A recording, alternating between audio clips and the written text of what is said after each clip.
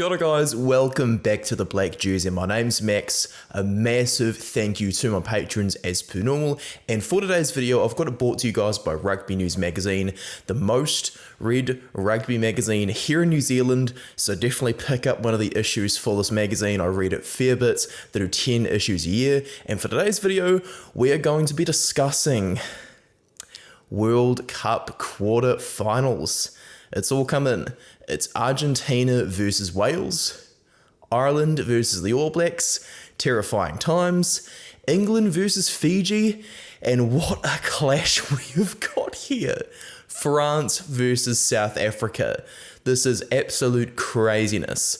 Of the top 5 ranked teams in World Rugby, Scotland, who are ranked 5th, have been kicked out of the pool stage, whereas only 2 of the top 4 will be able to advance through to the semi-finals. It is going to be absolutely mouth-watering for the neutrals this weekend, who will really just enjoy one heck of a festival. I'm going to break down the likelihood of the winners for each quarter-final, discuss each strength, weakness, and the key information for each team for those who are new to rugby, just kind of getting into the sport because of the World Cup. So let's have a bit of a breakdown of this, starting off with Wales versus Argentina. Wow. Both teams over here really just are victims of their own inconsistency. Wales, as we can see, placed first in Pool C. Argentina were second in Pool D. That's what's lining them up against each other. It's going to be very, very, very tense and tough for both of these teams because Wales, they are ranked 7th in the world. Argentina are ranked 8th place. With Los Pumas, I really worry about them, like if there's something going on behind the scenes. I felt like they were being way, way too quiet before the World Cup to just be having nothing under their radar for plans, strategies, stuff like that. But Michael Cheika, who's the head coach, and Julian Montoya, the captain, have really just battled to get the squad to string consistent results together. So they've only got a 56% win ratio in 2023. Cheika took over at the start of 2022 after his predecessor Mario Ledesma resigned, and Cheika really got some really good results out of Los Pumas in 2022, but they haven't quite continued on. So when he finishes up with his contract at the end of the World Cup, I think he'll probably feel like he could have got more out of this team. Warren Gatland, on the other hand, he is with Wales for the long term. After having not decided to get a contract extension after 2019, he came back after Wayne Pivac got sacked, and Wales, even though Argentina has had to go through crazy lockdowns, the disbandment of the Jaguares, training inside their own houses in preparation to face the All Blacks in the end of 2020, Wales have gone through even more adversity. I've said this in past videos. Internal bullying at WRU, a near strike, the UK lockdowns. Wales have really, really had a real tough time, especially with Pivac getting sacked, and Warren Gatland has really done well to get a 50% win ratio out of this Welsh team, especially in time for the World Cup, because they'd only had 2 wins going into this tournament. Jack Morgan and Dowie Lake have really built up this team, and the 10 yellow cards they've conceded in 2023, I don't think we can read into them too much. They were conceded across all that time with uncertainty, and I think Wales's discipline is certainly getting better as a result. Wales are starting to almost play like a bit of a Northern Hemisphere version of South Africa, where they can move around a bit, but their set piece, it's definitely not as up to par as South Africa. Their props aren't as mobile. That's, I think, the key difference between why South Africa is a lot better than Wales. Wales have really had a good rebirth. Argentina, though, the thing is, they have the bit of this habit where you don't know which Pumas team is going to turn up. I am genuinely feeling like they're starting to be the new France of World Rugby, because these days you know which French team is going to turn up.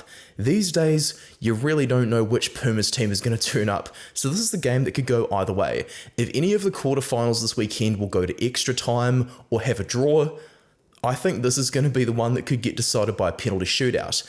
Discipline, shots at goal, they're going to be key factors in this game. There's going to be a lot of scrummaging, possibly a fair few handling errors, but ultimately we're going to get a very, very tight finish, as we always do get with Wales in playoff stages of World Cups.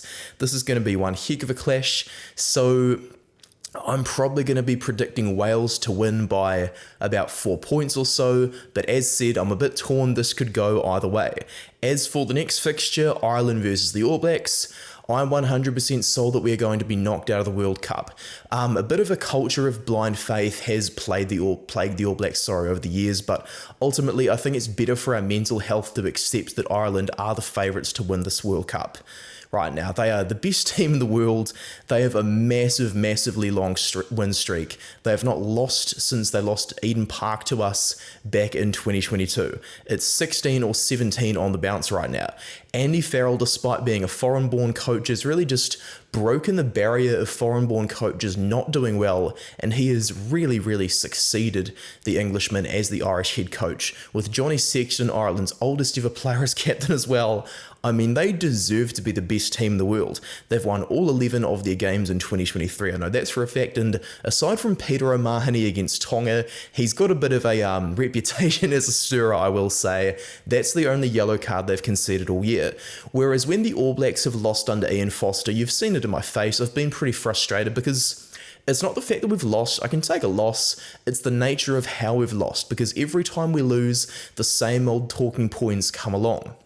Lack of cohesion, lack of discipline at the breakdown, lack of confidence in the set piece, and just this general nature of just trying to fling the ball around and hope the opposition misses tackles. The All Blacks under Ian Foster have really lacked structure, and the All Blacks that were world famous from about 2010 to 2016, they haven't really played a game since we smashed Australia at Eden Park in 2016. Ian Foster isn't getting a contract extension. It's for the best with Scott Robertson taking over next year, and ultimately I think it's going to be very good for New Zealand rugby to get this over and done with, use this, I guess, hard time as a blessing. NPC crowd turnouts haven't been great. People are preferring the NRL in Australia over Super Rugby, and losing this World Cup I think will be a lot better for us in the long run, especially with the fact that, we've conceded 4 yellow cards and 2 red cards. That's what's made us 4th in the world. Before we played South Africa and lost by a record margin, we had not conceded a card all year, and that was really helping us to win. But with all the same old problems just turning up, it's just going to be so much better for our mental health to just accept that Ireland are going to win. They are far better in the set piece. They are elite at the breakdown, and the beautiful, expansive rugby they play to thank their fans for coming to the games has a lot more structure to it, with the general Johnny Sexton calling the shots. I don't think they're going to take their foot off the gas like how they did against Scotland. We can't read into that one too much at all. This is a team who was simply saving energy for the big clash against the All Blacks, and after losing to us in 2019 by a huge margin that we absolutely deserve to win by, Ireland are going to be out for blood, and I'm going to predict them to win by at least 8 points. Now with Rugby News Magazine, I'm just going to have a bit of a plug here rather than an ad break. Awesome magazine, got some really good write-ups on a few of the World Cup fixtures so far. Kendra Coxsedge and Campbell Burns, who is the editor, they've talked a lot of good stuff about the upcoming WXV, and the NPC fixtures are talked about not really having the crowds. Luckily, Tony Johnson's got a bit more information about the, turnouts, the interest in it in this magazine. He doesn't have exact figures, but it's interesting to see that TV figures are pretty much the same. People just don't feel motivated to get out to the games and everything. There's a really good article on Cam Roigard as well, the man himself. He is going to be the face of the regeneration of New Zealand rugby. I'm 100% confident of that. He has so much potential, that man, quite honestly. So yes, definitely give this magazine a go. There's so much in there. There's stuff about local rugby, including my old team in here, for crying out loud. Definitely give a read. Now back to the video. The third of the quarterfinals is going to be England against Fiji. England, man, what the heck is going on with them? That is all I've got to say about England right now. Despite having so many losses, getting humiliated at Twickenham at home by France, being booed off the pitch by their own fans, having their first ever loss to Fiji, conceding 4 red cards in 2023, just a string of terrible results overall. England have pulled something out of the rabbit hat. England have pulled a rabbit out of the hat, and George Ford, of all players, was very close to keeping Los Pumas scoreless as England just smashed them to top Pool D. Pool D, I don't think, though, gives us a true reflection on England. It was probably by far the weakest pool of the World Cup. A lot of other creators have agreed with me that the draw was a farce, and I think Pool D, The fact that those teams weren't even close in the world rankings, but they were all still not that good, really epitomizes it. At least Pool C had a bunch of teams really close in the rankings together that were really just out for blood against each other. Fiji, I think, are going to give a prime opportunity to win this game. Fiji with Waisia Naihalevu and Simon Rawalui, they have been far better than I anticipated for them to be. Rawalui has definitely had a lot more of a look at the Fiji and Drua cohesion built together at Super Rugby, and the Drua players have played a lot more of a role in this team than I was absolutely anticipating, with 6 wins and 3 losses, so a 67% win ratio for Fiji in 2023. That is really good. Discipline for both teams, though, is another one to watch out for, because Fiji, they have conceded 6 yellow cards in this year. England, of course, have conceded a total of 7 cards overall, 4 reds and 3 yellows, so that's going to be another one we'll definitely need to watch out for. Man, it's going to be plenty of attacking rugby from Fiji though, but whether this attacking rugby is going to result in points, I'm not sure of, because some of the players have appeared a little bit hostile to the structure. Though England are a bit painful for neutrals to watch, at least they are, following along with what Borthwick wants. They don't necessarily look happy doing what Borthwick wants, so this is another one where I'm quite torn on how things are going to go. With England in 6th place and Fiji in 10th place, I don't think those world rankings really tell us the full story. Fiji, they have a prime opportunity to be the only Southern Hemisphere nation going through to the semi-finals, and you know what? I'm going to back them. Fiji just have a huge bag of tricks they can really just get something out of. If anyone is going to just run this hugely long intercept try, it is going to be Fiji. If anyone's just suddenly going to win at the death, it's going to be Fiji. So I'm going to predict for Fiji to win by 7 points for the final quarterfinal, France versus South Africa. Man, oh man, I'm looking forward to this one the most. South African fans, I think, really need to take a leaf out of my booklet and just accept that you're not going to win the World Cup. I've accepted the All Blacks aren't going to win, and I really think you guys do need to accept that same thing over there. France are a team that you're not just going to be able to bully up front. France have a very fearsome scrum. Weenie Antonio, the best tight head prop in the world, he knows what it's like to face adversity, having come off the bench in 2015 when the All Blacks absolutely destroyed France in the quarterfinal by 62-13. Gael Fiku, who we've got pictured over here, capped at 18. He knows what it's like to lose out on game time to overseas superstars back when French clubs had this culture of creating their old World 15s. Fabien Galtier and Antoine Dupont have absolutely rebuilt this French team in their image, and as I said before, we know what French team is going to turn up. Though they'll have a few jitters every now and again, they are absolutely amazing to watch. Not only that, but when they do attempt the maul, chances are they're going to go over to get the driving maul to get them a try.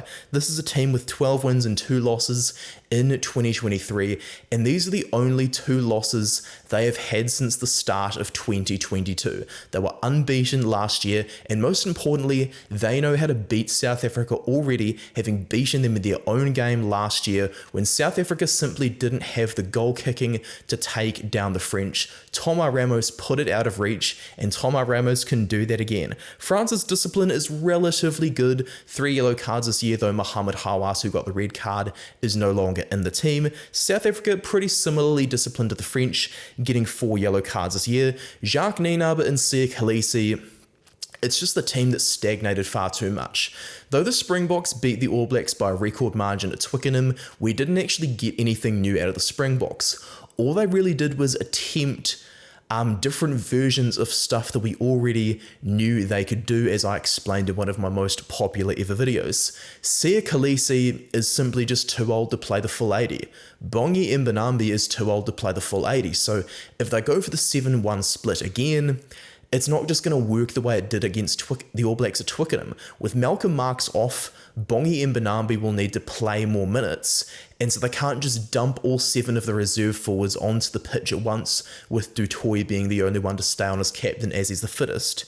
South Africa, no matter how hard you use mob intimidation to try and shame me into saying you're the best team in the world, it's not going to work. Ben O'Keefe is one of the best rugby referees going out there right now, and you're not going to intimidate him to penalise the French in every phase to benefit South Africa. And most importantly, Manie Libbok has been very inconsistent with his goal kicking. He is a fabulous player. He is so good, but his goal kicking, he just gets a little bit too nervous when the pressure is on his back in tight matches like this one. He was especially like that against Ireland. Faf de Klerk missed a few, and Handré Pollard is definitely a reliable goal kicker, don't get me wrong, but he isn't exactly the master of consistency when he's been injured. When he's able to string minutes of test rugby together and avoid injury, that's when Pollard's at his best, but right now he's just returned from injury, so South Africa are definitely in a bit of a hole. The Rasmus Nienaber empire is about to end, and South Africa, much like the All Blacks, are in desperate need of a rebirth. I'm going to pick France to win by 1 point, with Thomas Ramos sealing it at the death, and Rassie Erasmus will blame the referee. I will therefore have comments on my South Africa-France video off if South Africa lose by such a margin, but after all, that's just my opinion, guys, just my hot takes about who could win the quarterfinals. This is not an analysis video, this is just an opinion I've formed based on previous analysis videos that I've made, so definitely check out Rugby News Magazine, subscribe to me, like this video, and comment your thoughts on the video if you enjoyed it. I really appreciate it. So yes guys, that's going to be it for today. Cheers for watching the video from Max.